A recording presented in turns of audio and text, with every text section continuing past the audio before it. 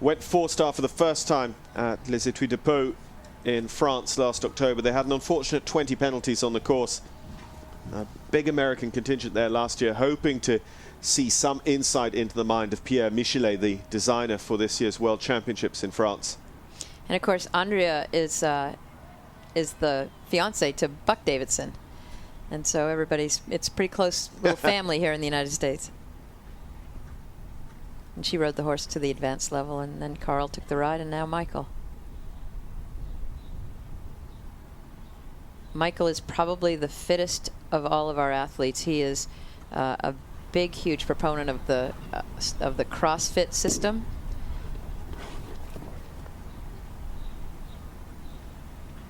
Michael's ranked just outside the top 100 riders in the world today, but as I said earlier, over 3,500 riders worldwide on the rankings list, so that is right up there.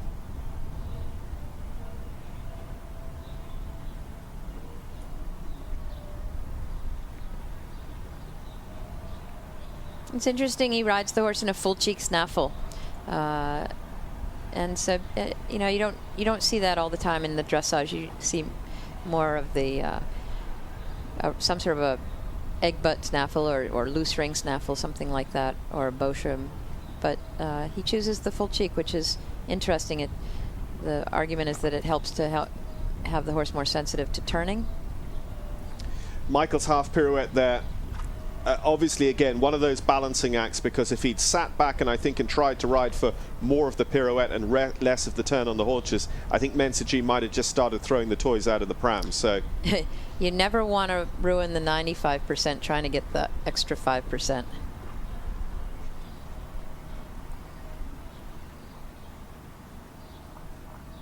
Michael's been back and forward to Europe, of course, in his career, but he another one that spent a period based in the UK. He was based with Alec Lahore.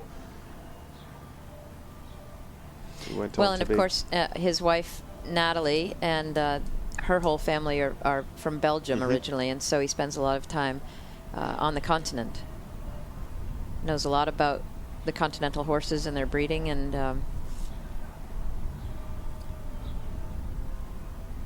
yet this horse, I think he's a thoroughbred, is he? You're asking me difficult questions. My internet is not up to finding out that information. Well, he looks like a thoroughbred.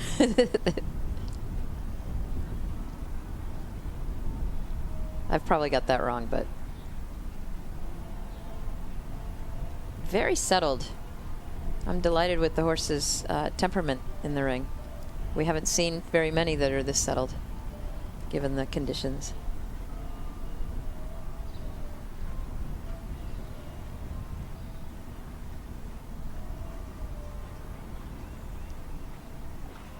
A little unsteady coming up into the canter, but really quite good.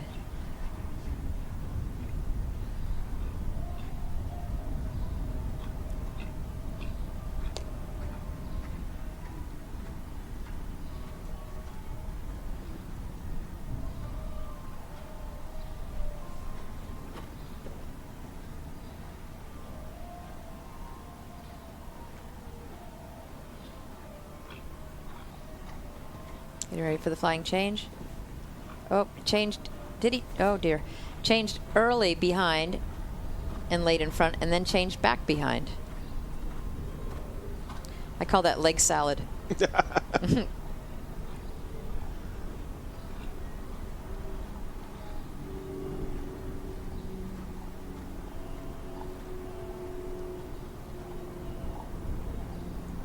So 3 more opportunities to nail this flying change for Michael Pollard and Mensa G. It's a lovely extended canter. Good reach. You got the transition. So now he has his counter loose, but you know that his mind is also on the flying change. So in this counter loop, he's also preparing the horse for a better flying change. Let's see what happens. Much better. Good counter into it as well. Very, very smart. The quality of that counter loop was better than the first one.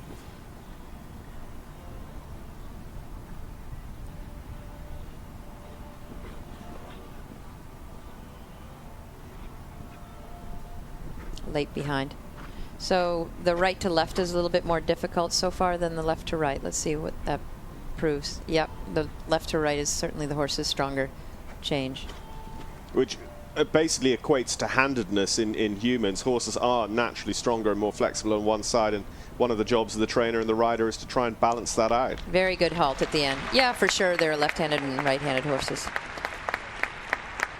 I think he'll be delighted with that test. Yeah, such a settled test as well. Very good. Good. Oh, I'm so happy for Mike. Keeping his eye on the scoreboard already. Michael Pollard and Mensa G. And it really matters what the score is, because at the end of the 4 or 5 days of competition, it's won by fractions.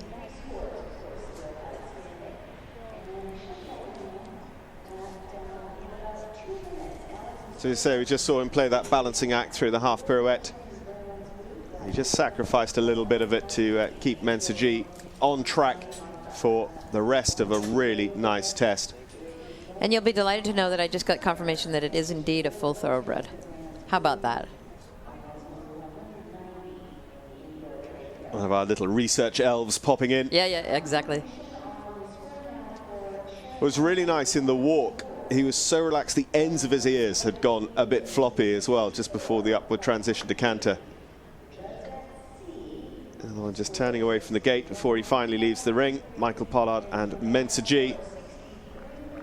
Already done one 4-star at Pau last year. As I say, a really unlucky 20 on that course. So what mark are you giving that then, John? Put you on the spot. Well, I think it's going to be up there with Will and Marilyn, to be honest. I would think so. You know, Will's, I think he's 49.8 as our leader.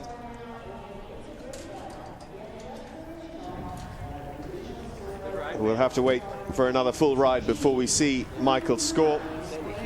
We should have Sharon's to hand quite shortly. I think they just said provisional 45. If we could somehow get a camera on that scoreboard, that would be really fun. Well, if it is, I mean, that is a 70% good marks.